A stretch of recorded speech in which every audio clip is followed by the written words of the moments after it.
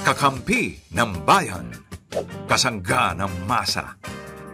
Kapanalig ng batas at hustisya. Attorney Danny Con. Abogado de Campanilla. Di talaga ako makaget over. Ang dami. Kapanalig, kasangga. Oo nga, parang, mahahaba ng hahaba yung description. Kapartner. Uy, kapartner. Magandang gabi po sa inyong lahat. Narito na naman tayo sa isa na namang kwelang episode ng paborito nyong programa. Paborito nila siguro kung talagang hinahanap kayo, no? Mhm. Ang paborito nyong programa, ang Attorney Danny Con, Abogado de Campanilla. Siyempre kasama pa rin natin ang Abogado ng Bayan, ang kasangga, ang kapanalig, at lahat na. Ang kapartner, ang Abogado de Campanilla, Attorney Danny Con.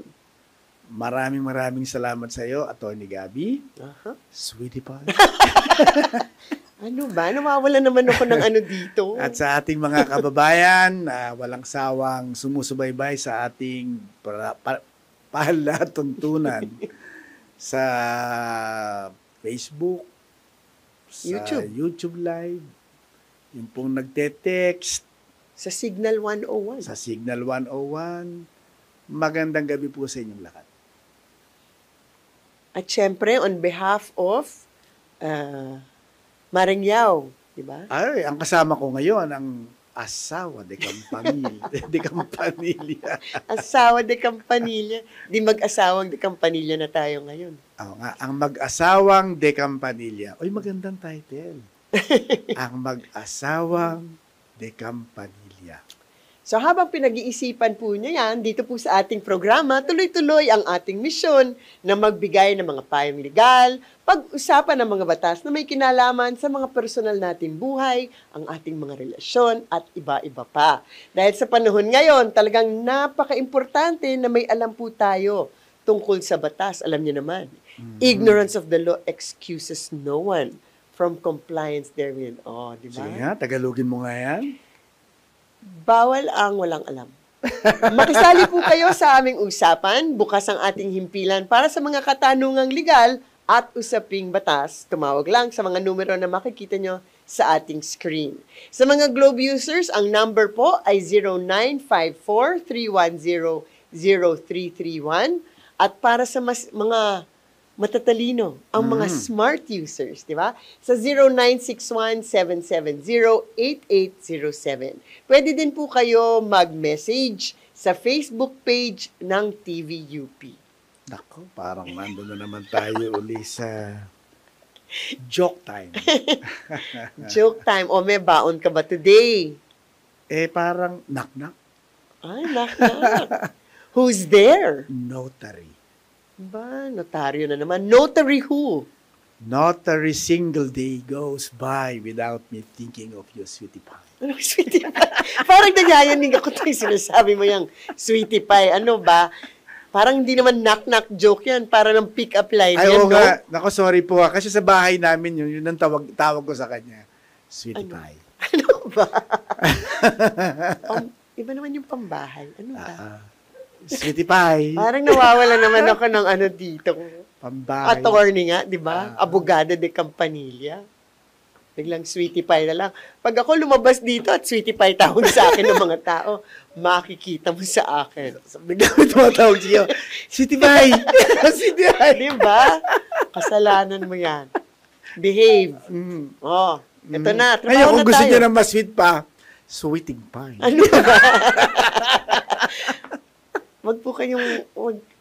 I'm sorry, pero totoo po yun eh. Naiinis na rin yung mga anak namin. Kasi yun nga ang tawag niya sa akin. Sweetie pie. Oh, anyway, ano ba yan? Text in question, number 1. Ano ba? Galing kay Marco. 25 years old. Taga Galing Valenzuela. Uy! Botante po kami sa Valenzuela. Akala ko, botante mo. Hindi, botante tayo. Hindi naman tayo kumakandidato. Hindi po. Wala ko Hindi kami pa. balak kumandidato. Talaga? Promise yan, ha? Ako lang ho. May promise. Anyway, mukhang seryoso. Marami sigurong pera tong si Marco. Hindi, pero bakit kaya money laundering? May Hindi ko pa problema sinasabi kaya ko anong siya? tanong niya eh. Sabi ko pala mukhang madami Ay, oo siyang nga. pera. Sorry. Kasi ang tanong niya ay tungkol nga sa money Eh, laundering. kasi pera yung pinag-uusapan eh. Oo, may- Pag marami kang pera, hindi mo naman problema kung magpapautang ka, di ba? Naku, problema yung pagpapautang na Mahalaga yan. yung utang din, no? Kasi baka manunuba yung mapautang mo. Oo. Sabi nga nila ngayon, pag nagpautang ka, dapat consider mo ng donasyon kasi baka hindi malamang magbayad. hindi magbabayad. Pero ang tanong nga ni Marco, ano daw po ang money laundering at may parusa ba to? At ang sabong o sugal ba ay masasabing money laundering? Parang ano to eh. Parang research na naman ito na ipinapasa sa atin. Okay. Yung pong money laundering,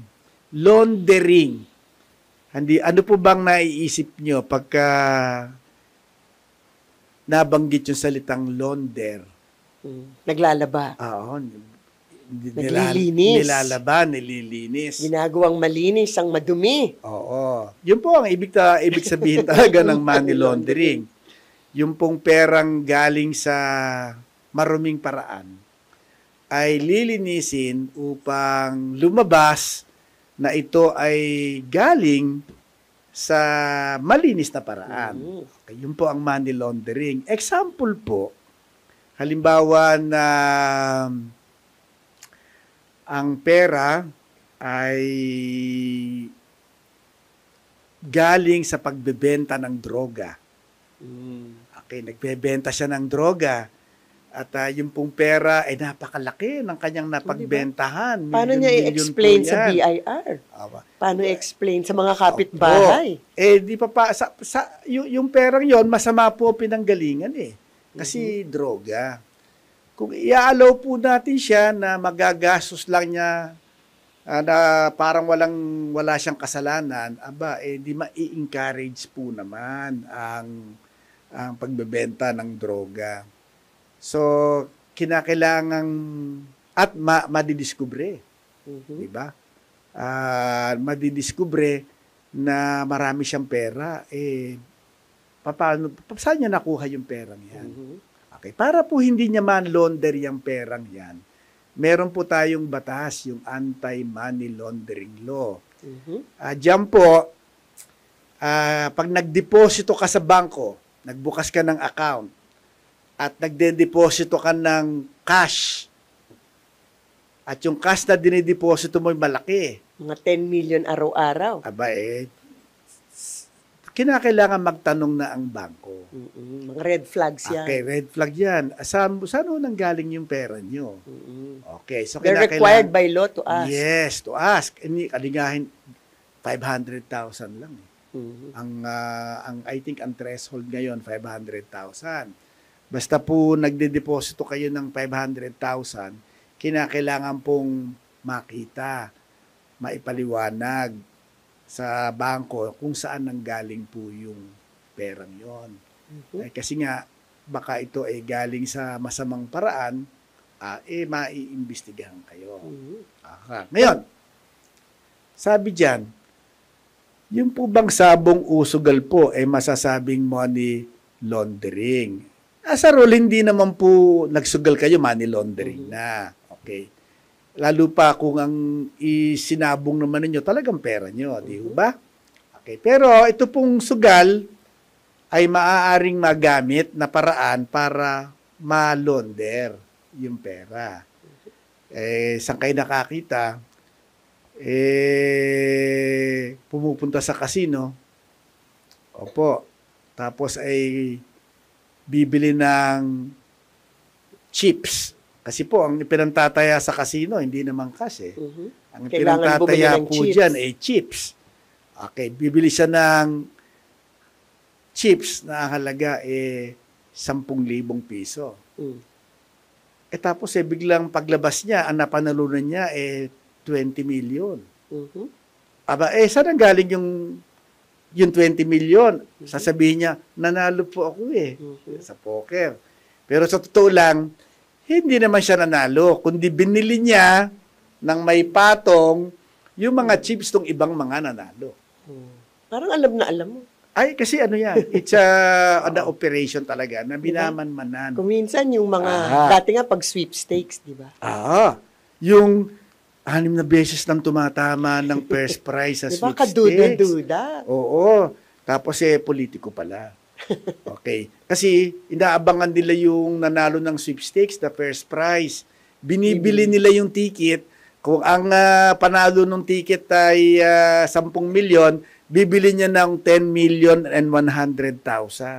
O kaya 11 million. 11 million.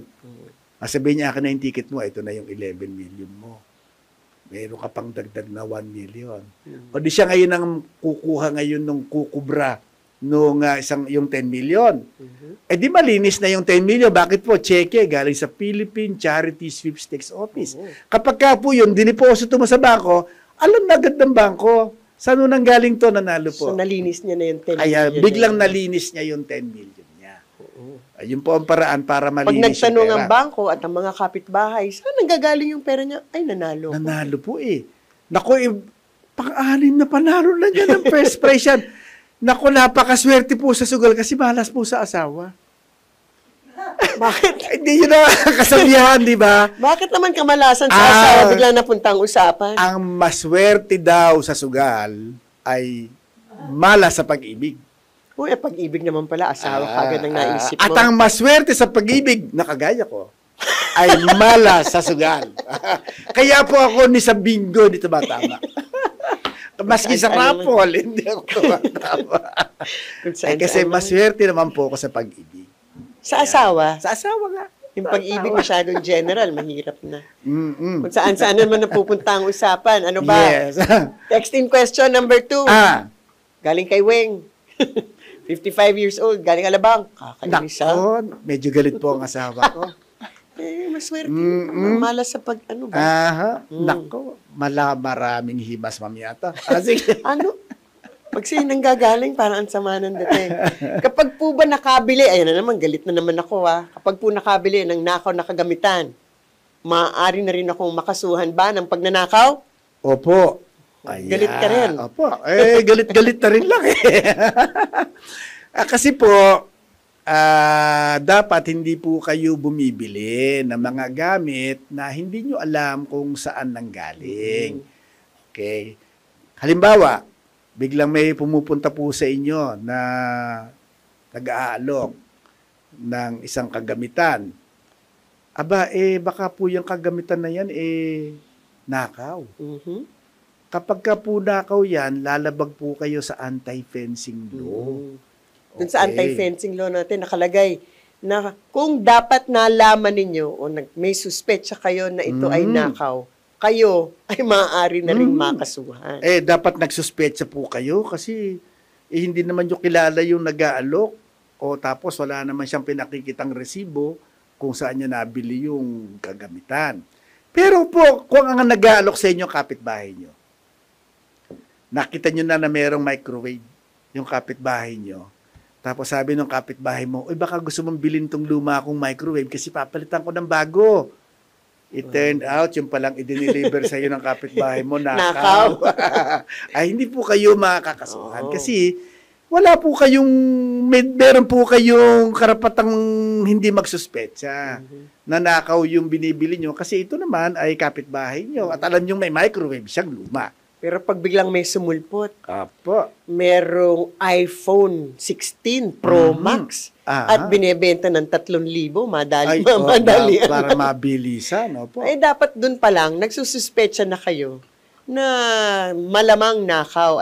Sabi nga nila, if it's too good to be true, it probably is. So, pag may nagbebenta kayo, hindi nyo kilala, masyadong mura, baka dapat alerto kayo na malamang ay nakaw ito. Kaya napakababa ng presyo at binebenta sa inyo. Yan po kaya pinaparusahan ay para po ma-discourage na magnakaw kasi may bibili. So ito po ay sa ilalim po ng anti-fencing law. Yes. Nako, may caller tayo. Ay, oo. Ano ba? Attorney. Attorney T. Attorney po. Attorney. Yes. So ang caller natin, si Shirley, 30 years old from Mandaluyong. Shirley? Hello po. Hello, Shirley. Anong tanong mo para sa ating abogado de Campanilla. Ayos po, hello po, attorney. Good evening po. Good evening. OFW po ako sa Taiwan. 2 years po to ako puro. Tapos, natapos parang na hindi po ko yun. maintindihan Ngayon, mo nasa Philippines na po ako. Tapos, may Naintindihan katrabaho mo ba? po kasi ako na nangutang sa akin nung nasa Taiwan pa. Nasa 300,000 din po yun. Tapos ngayon, ang hirap na ng singilin. Sabi niya po kasi, magbabayad lang daw po siya kapag nasa Taiwan lang. Di raw tama na naniningil ako sa kanya mula sa Pilipinas.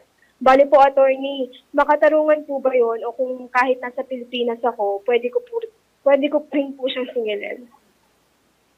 Oo naman. So parang ang problema mo yung nangutang sa iyo nasa Taiwan ngayon, pero pag sinisingil mo siya ay nagagalit. Yes po. Dapat daw, ibang sa Taiwan lang siya. Territorial? Ibang klase rin yung mga utang na yan, ano ha? Oo, siya pa ang may ganang magalit. Oo. Siya na nga ang pinautang at siya na ang hindi nagbabayad. Siya pang Siya galit. pa ang galit. Oo. Ipakulam mo kaya. Ayan ka na naman. Ano ba? Hindi, ang tanong, pwede po ba ninyo siyang singilin na siya ay nasa Taiwan? Pwede naman po, i-text nyo araw-araw, maya, magbayad ka utang mo, at sinisingil mo. Pero ang tanong, paano siya magbabayad? Nasa Taiwan nga siya. Paano mo siya pipilitin magbayad? Paano mo siya pipiliting magbayad? Nasa Taiwan siya. Di ho ba? Ngayon, Okay. wala pong pagkakakulong sa hindi pagbabayad ng utang. Okay. Hindi mo naman siya pwedeng ipaaresto, demanda kasi nga wala namang ng criminal case kasi walang nakukulong sa hindi pagbabayad ng utang. Pag sinampahan mo naman siya ng criminal case, ng civil case para makolekta yung kanyang utang, ay hindi naman makaka-acquire ng jurisdiction ang court dahil pag isinerve na yung pasabi na siya'y may demanda, walang tatanggap. Kasi siya wala rito. Pag hindi natanggap yung summons, yung pasabi na meron siyang demanda, may kaso, hindi po makaka-acquire ang husgado ng jurisdiction dun sa person nung idinidemanda nyo. Pag hindi po naka-acquire ang court ng jurisdiction, hindi po matutuloy ang pagdinig doon sa kasong isasampa ninyo. Okay. Pero siguro, tingnan mo kung meron siyang mga ari-ariang nasa pangalan niya. Kasi kung may mga ari-arian sa pangalan niya, ay papa-attach naman natin. Kapag in-attach natin, magiging quasi in rem na po yung kaso at pwedeng matuloy maski wala siya sa Pilipinas. Okay. Ngayon, mukhang marami ho kasi kayong perang pinauutang. At Hindi siya makadenay, natawa lang siya. Pakikuha nga yung address niya at telephone number. mukha mangungutang kami. Ngayon, kaya yung mga nagpapautang, dapat to meron kayong security o collateral. Magbigay kayo ng security o collateral. Para sa ganon, kung hindi siya makabayad, ay meron tayong iilitin na collateral. Nang sa ganon makabayad siya. Mahirap po talaga kasi kapag wala kayong hawak-hawak na panagot dun sa kanyang pagkakautang. Certified. Ano? Attorney. Okay. Ayan, attorney. Well, nahihirapan ako pag ganitong mga issue kasi sabi mo nga, di ba, walang nakukulong sa di pagbayad ng utang. Masama ang loob ko dyan Kaya ayokong pinag-uusapan to Na masasabi mo na. Oy, wala akong utang sa'yo. Marami. Hindi, pero yun na nga, gusto ko lang i-emphasize na yung utang, kaya may kaso, kaya wala, dapat babayaran.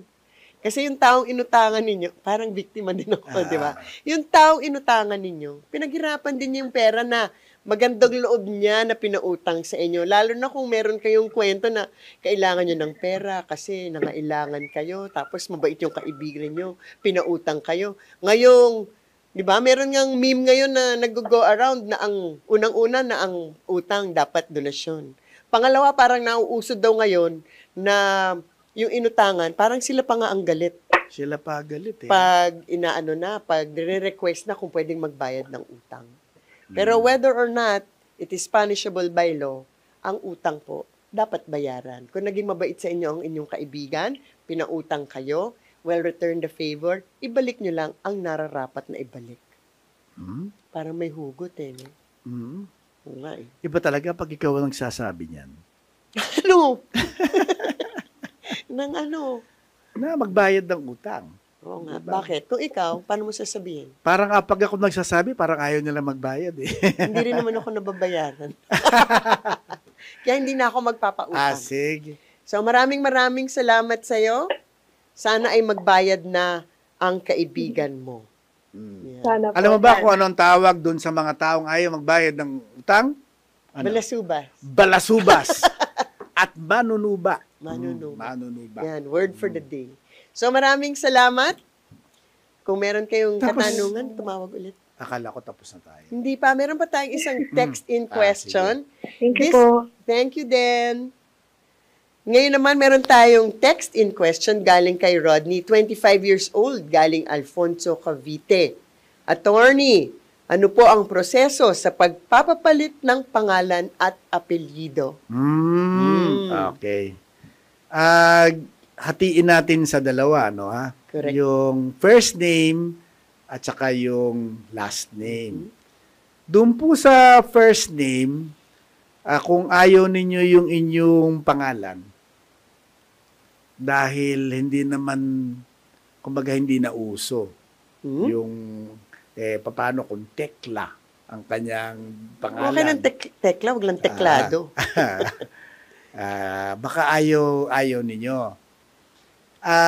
Meron pong batas, yung Republic Act, I think 9840 o 1948. I think 1948. Na nag-aalaw na i-correct ng civil registrar ang mga typographical error Pag typographical lang. or mag-change ng first name. Pero ang mga grounds po para hindi na dumaan sa husgado ang pagpapalit ng first name. Una, kapag ka po yung pangalan ninyo ay offensive, katawa-tawa. Halimbawa, ang pangalan mo, Orinola. Di ba nakakatawa naman na pangalan mo, Orinola? Hindi naman masyado. Ayan, pwede na kayong mag-file ng request o petisyon sa civil registrar para palitan ng civil registrar yung inyong first name. First name lang. Pero kung maganda naman ang inyong first name, hindi naman kahiya-hiya, hindi naman katawa-tawa, pero gusto lang ninyong palitan ang pangalan nyo, gusto nyo ang pangalan nyo ay Jolina. Maganda ba yung Jolina? Maganda naman, magagalit si maganda. Jolina magdala sa atin. Ano ba? Pero ang pangalan nyo nung umpisa Carmen. Wala namang masama doon sa Carmen. Hindi po yung papayagan ng civil registrar. Kung Bong Revilla. Ay, sorry. Ngayon, kinakailangan po magkaroon kayo ng dahilan para ito ay palitan ng civil registrar. Pero kung ang inyong dahilan, kasi po may kapangalan po ako Yung pong kapangalan ko po, criminal Ayan. Maganda naman po yung pangalan ko, pero yung pong kapangalan ko, pati apelido, may criminal po yun Paano kung pinangalan kang Hitler? Opo. Ay, yung Hitler, yung pwede, ang tingin ko, diba? pwedeng palitan yon. Bin Pero Laden. kung Carmen, Merong Bin Laden, ha? Carmen yung pangalan mo, wala namang masama dun sa salita. Pero meron kang kapangalan na kriminal. At napagkakamalang ka lagi na ikaw yun. Ayan. Sa akin pong palagay, iyan dahil hindi po isa dun sa, baka hindi siya isa dun sa mga grounds for correction by the civil registrar. Pwede naman po ninyo itong papalitan, pero magpa-file kayo ng petition sa court. So as a Ayan. general rule, ang mga correction actually dapat sa korte. Sa korte, yun ang Meron general lang rule. limited na paraan na administrative. Mga dahilan No. para po ito Tulad ng i-correct ng sinabi mo civil kanina, registrar. kung typographical lamang, At typographical, kung Or katawa-tawa, first name, o medyo offensive, okay. Yun po pwede sa civil registrar. Ngayon, yung apelido po talagang court lang. Ang pwedeng magpalit niyan at dadaan po ito sa proseso sa husgado. So, yun. So, sana nasagot na yung kanyang katanungan. Ngayon naman, another text in question. Galing kay Isay, 29 years old from Zamboanga. Talagang lumalayo na ang scope ng Oo mga nga, viewers talagang mo, ha? baka susunod, ang mga tawag natin galing na sa Malaysia. Malaysia. Eh, kasi- Kanina nasa Dubai ka ni. Anyway, required po ba na palitan ang apelyido ng babae kapag mag-asawa na? Siyempre, Meaning susunod doon sa apelido nung lalaki. Oh, hindi. Okay. Hindi kailangan. Hindi naman po hinihingi ng batas na ang babae ay gamitin ang apelido ng kanyang asawang lalaki. Ay marami po tayong mga celebrities na hindi ginamit ang apelido ng kanilang mga mister. Itago natin sa pangalang Pia. Si Senadora Pia Cayetano, hindi po niya ginamit ang apelido ng kanyang asawa. Pero datapwat. Pero datapwat, huwag kayong maniwala sa kanya. Dahil Kasi nung biglang nagsusumong. Nung ikakasal po kami, sinabi ko sa kanya, pwede ko bang hindi gamitin ang pangalan mo? Ang pangalan niya. Kasi sabi niya, bakit naman? Sabi ko, kasi magiging Gabby Concepcion nga ako. di lalong sumikat. Siya. Biglang sumikat yung isa. Alam niyo, so, parang sasama ang loob niya kung hindi ko daw kayang gamitin ang pangalan niya. Kaya ngayon, Gabby Concepcion ako. Nung time kasi na kinasal kami, hindi pa klaro sa ilalim ng batas kung required nga ba o hindi. Kasi under the civil code, di ba, may use her husband's name or can hyphenate, di ba, ang kanyang family name, tapos ikakabit ang family name ng husband, or, ito yung katawa-tawa, gamitin yung Mrs.